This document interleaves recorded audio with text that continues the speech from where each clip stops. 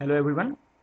So till now we have discussed about the basic of core cutter method, why it is done, and we also discussed about detailed procedure of this field test. So now let's discuss about the result analysis. Now for this core cutter method, we have to prepare this table. Here you can see. So this is your table that is for field density of soil by core cutter method. So let's discuss about this. So the first item is here, internal diameter of core cutter and internal height of the core cutter and volume of the core cutter. So these are the standard value of a core cutter apparatus. So the internal diameter of the core cutter is 100 millimeter. Internal height of the core cutter is approximately 130 millimeter. So it is given in accurate 129.75, and by multiplying cross-sectional area with height of the core cutter, we can find the volume of the core cutter, which is come in centimeter cube or cc. So here you can see 1019.05 centimeter cube. Next, we can also find out the empty weight of the core cutter. The weight of the core cutter, let's give a notation as W1, capital W1. So weight of the core cutter, which is also standard, is coming as say 1130, 1130 gram, is given in represent in gram. So after a test, after taking the sample, soil sample within the core cutter apparatus, we have to measure the weight in weight machine. So this is the fifth number raw, that is weight of core cutter plus soil. Let's give a notation as W2, capital W2. So weight of the soil, the weight of the core cutter with soil, let's say it's coming as 3120. So it will be, of course, it will be more than W1. So the next row is weight of soil.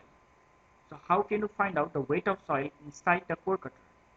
So it's very simple, just subtract W1 from W2. So by subtracting W1, that is weight of core cutter, from this, that is weight of core cutter plus soil. So we will get the weight of the soil present inside the core cutter. So say the value is 1990, is 1990. So after getting this all this information, we can find out the bulk density of soil, which is denoted as gamma. And by definition, what is bulk density? It is the mass of soil per volume. So mass of soil that we have already determined in the previous row, that is W2 minus W1.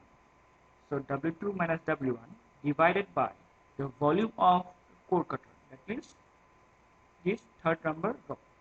The volume of core cutter is already determined as 1119.05, or you can also write 1020. So by dividing W2 minus W1 by the volume V, we can get the bulk density of soil, which is come in gram per centimeter cube.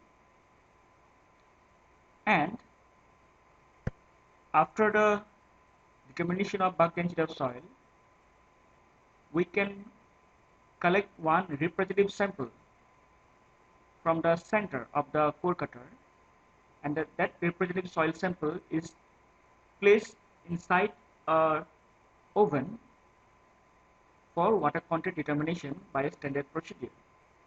And after 24 hours, we'll get the moisture content present in the particular soil sample.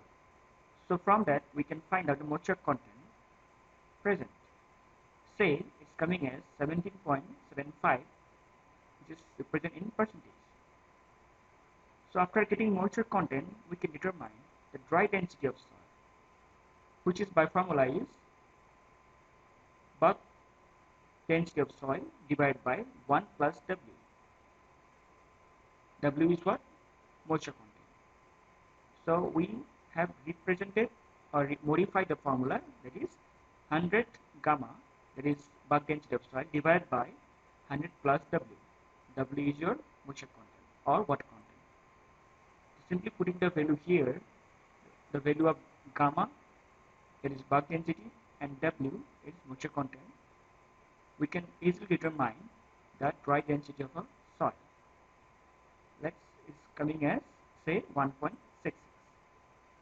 So this procedure can be repeated for minimum 3 times for different observation. So after getting 3 values for different trial, you can find out the average value of the 3. So it's coming as 1.66 gram per centimeter cube. So in this way, we can find out the bulk density and dry density of soil which is present in field. I hope you all understand the core cutter method to find out field density of soil.